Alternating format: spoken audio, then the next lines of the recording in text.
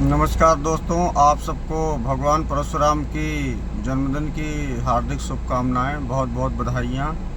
और जैसे कि अभी आप देख रहे थे, पीछे अंबेडकर जी का भी जन्मदिन था, मनाया गया। उसमें उत्तर प्रदेश सरकार ने कैसे 403 करोड़ की अनुदान दिया था अंबेडकर जी के छत्र बनाने के लिए, बहुत अच्छी बात है।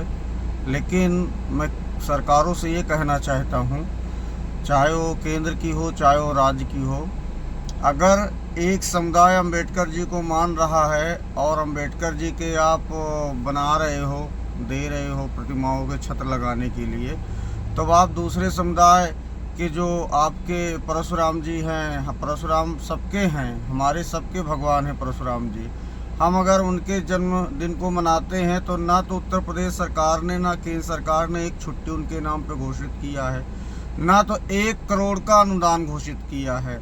इससे यह साबित हो रहा है कि जो धर्म का चोला लेकर घूमने वाले थे वोट बैंक में, कि राजनीति बना करके अभी तक सत्ता की रोटियां सेके, अब उनको ये पता लग चुका है कि अब धर्म के चोला से काम नहीं चलेगा, अब जो है दूसरा भ्रम फैलाना पड़ेगा। तो मैं दलितों से भी कहना चाहता हूँ, ये कितना भी आपका नाम लेकर के वोट लेने की कोशिश करें, लेकिन आप लोग ये जान लो, जो व्यक्ति इस पार्टी को बनाया, जो व्यक्ति बीजेपी के साथ कंधे से कंधा मिला के चला, बीजेपी अगर उसकी नहीं हुई तो आपकी तो बिल्कुल नहीं होगी। तो आप इतना मान के चलना कि ये सिर्फ इनका काम है आपस में मतभेद करना और लोगों को जो है लड़ाना और राज करना। दोस्तों, लोगों से मैं सुनता था कि जब देश की लड़ाई में अंग्रेज़ों के खिलाफ लड़ाई चल रही थी देश में, तो उस समय में मुखबिरी का काम यही करते थे, आज फूट डालो और राज करो। तो आज ये रूल जो लेकर आए अभी यूजीसी भी मैंने देखा कि सिर्फ सेम रूल है, फूट डालो और राज करो। तो ये पूरे समाज को लड़ा दिए, हिंदू मुस्लिम अगड़ा पिछड़ा और जो है दलित, सबको आपस में लड़ाने की कोशिश कर रहे हैं। लेकिन मित्रों, मेरी आपसे यही अपील है कि आप लोग स्वविवेकी हो, समझदार हो, इन जो मंदबुद्धि नेता हैं, इनके आप बिल्कुल विश्वास पे मत आना, क्योंकि ये समाज को जोड़ने की जगह तोड़ने के चक्कर में है। अगर समाज टूटता है तो देश का नुकसान होता है। दोस्तों, तो मैं यही आपसे कहना चाहूँगा, अभी जैसे पहले तो सनातन चिल्ला करके पूरे देश में वोट लेते थे, अभी जैसे 5 राज्यों का चुनाव चालू हुआ, सॉरी मैं आपसे लास्ट वीक जो है नहीं लाइव आया था, मैं आपको लास्ट वीक का प्रकरण बताता हूँ। तो चुनाव जैसे चालू हुआ 5 राज्यों का, असम के मुख्यमंत्री ने कहा कि गऊ का मांस यानी बीफ घर के अंदर आप खा सकते हो, घर के बाहर नहीं खाना। तो क्या आप अलग जो है शास्त्र पढ़ कर आए हो हेमंता जी, कि आप कहोगे कि घर के अंदर गऊ का मांस खा सकते हो? आज बहुत सारे ऐसे प्रकरण हैं मित्रों, मैं आपको बताना चाहता हूँ कि जैसे अभी हमारे नकली चाणक्य जी गए पश्चिम बंगाल, उन्होंने कहा कि 4-4 सिलेंडर आपको, 3-3 सिलेंडर, 4-4 सिलेंडर मुफ्त में देंगे। जहाँ पे आपकी सरकारें बनी हुई हैं, क्या आपने वहाँ पर मुफ्त में एक भी सिलेंडर दिया? अरे सिलेंडर मुफ्त में तो छोड़ दो, आपने तो मजदूरों को, गांव हो शहर हो हर जगह लोगों को परेशान कर दिया, लाइन में लगवा दिया कि वो बेचारे पैसा दे के सिलेंडर ले लें, उनको नहीं मिल पा रहा है। महामानव जी का भी चुनाव में, जो प्रचार मंत्री तो है ही हैं, महामानव जी भी कूद पड़े चुनाव में। महामानव जी ने कहा कि 0 रुपये प्रति यूनिट दूंगा बिजली। क्या आपकी सरकार दिल्ली में है, आपकी सरकार यूपी में है, आपकी सरकार राजस्थान में है, आपकी सरकार उत्तराखंड में है, एमपी में है, क्या आपने वहाँ बिहार में भी है, क्या आपने कहीं भी 0 रुपये प्रति यूनिट बिजली दिया? और अभी मित्रों, मैं देख रहा हूँ देश में ऐसे भ्रम फैलाए जा रहे हैं, ऐसे भ्रम फैलाए जा रहे हैं कि मत पूछो। जैसे एक प्रकरण अभी 3 दिनों के लिए संसद का सत्र बुलाया गया था महिला आरक्षण बिल पे, तो मैंने ये देखा कि महिला आरक्षण बिल तो 2023 में ही पास हो गया था और इसकी ज़रूरत क्या आन पड़ी। बीजेपी गवर्नमेंट तो लागू नहीं किया क्योंकि उनको लागू ही नहीं करना था। ये तो सिर्फ एक चुनावी जो है एजेंडा चला रहे थे। आप लोग कमेंट करके बताओ मित्रों, क्या ये महिलाओं जो है आरक्षण बिल लेकर आए थे या ये जो है चुनावी एजेंडा चला रहे थे, इसको आप ज़रूर बताइए। साथ ही 3 दिनों में ये आए, संसद का सत्र बुलाए, खर्च हुआ, लेकिन बिल पास नहीं हुआ। बिल पास होने का मतलब है आपको 2/3 चाहिए था बहुमत, वो पास नहीं हुआ। उसका रीज़न सिर्फ एक था, बिल नहीं था, वो महिला बिल नहीं था। महिला बिल आपका परसीमन था। महिला बिल के आरक्षण में सीटों का परसीमन था। जो 543 हमारे यहाँ सांसद हैं, ये इसको लेके 815 से 850 लेके जाना चाह रहे थे। 543 से 850 देश के ऊपर इतना लोड है।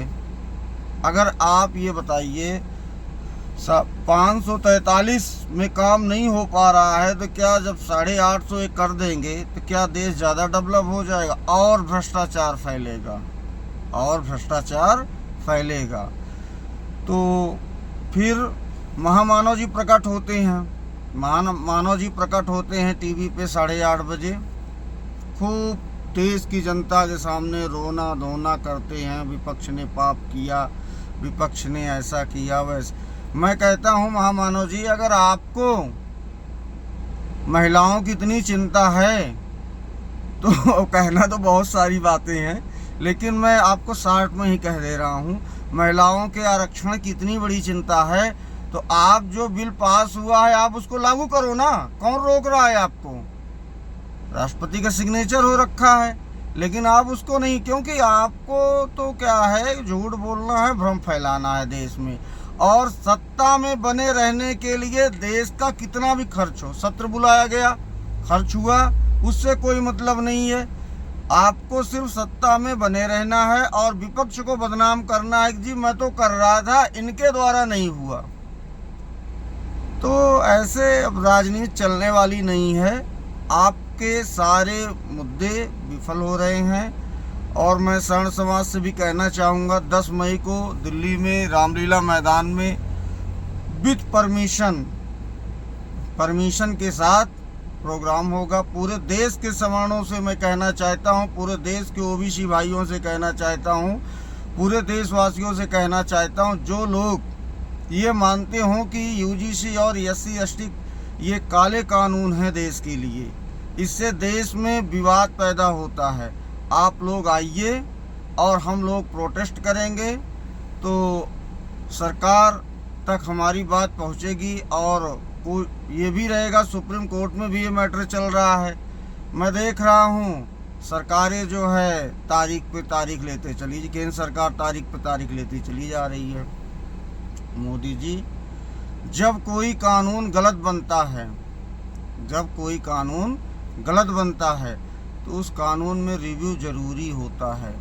आप रिव्यू कर लीजिए। आप क्यों चुनाव में परेशान हैं? संसद का सत्र बुलाइए, रिव्यू कर लीजिए। या आप जो है सवर्णों को हाशिए पे धकेलना चाह रहे हैं? आज के दौर में काले कानूनों की कोई ज़रूरत नहीं है। हर आदमी एस्टैब्लिश है, किसी भी वर्ग का हो, किसी वर्ग का आदमी हो वो इस्टेब्लिश है, किसी वर्ग का आदमी हो वो गरीब से गरीब भी है। तो ऐसा नहीं है कि आप ऐसे काले कानून बनाओगे, आपस में देश को लड़ाओगे, ये चलने वाला नहीं है।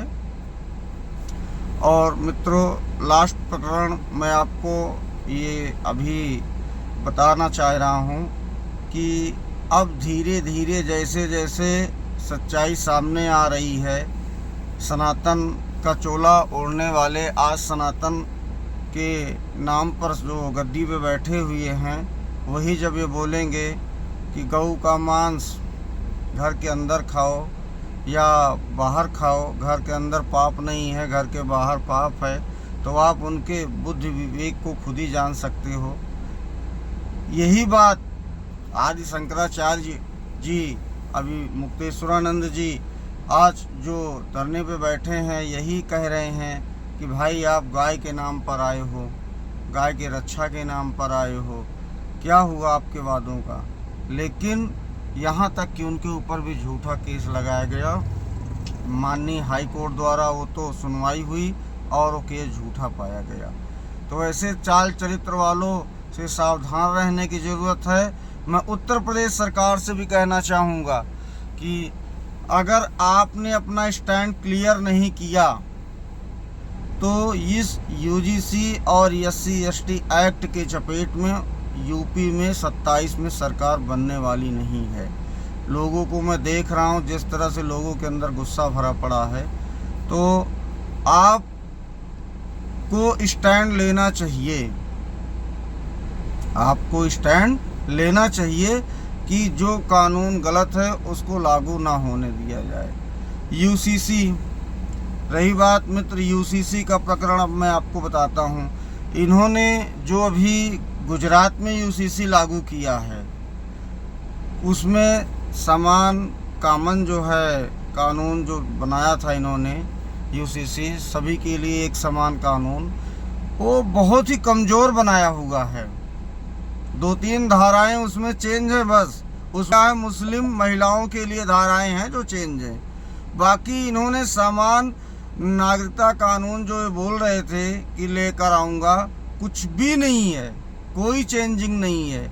जो कि उस पर विचार होना था, बैठना था, संसद में बहस होनी थी, लेकिन उस पर कोई बहस नहीं हुई।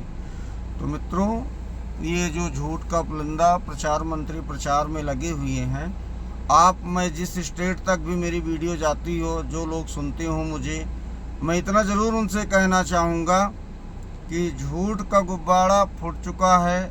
आप लोग ये कोशिश करो कि झूठे और बेईमान आदमियों को सत्ता में मत लाओ।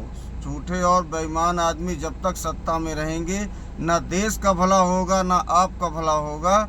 फिर से एक बार आपको मैं परशुराम जी, भगवान परशुराम जी की जयंती का बहुत बहुत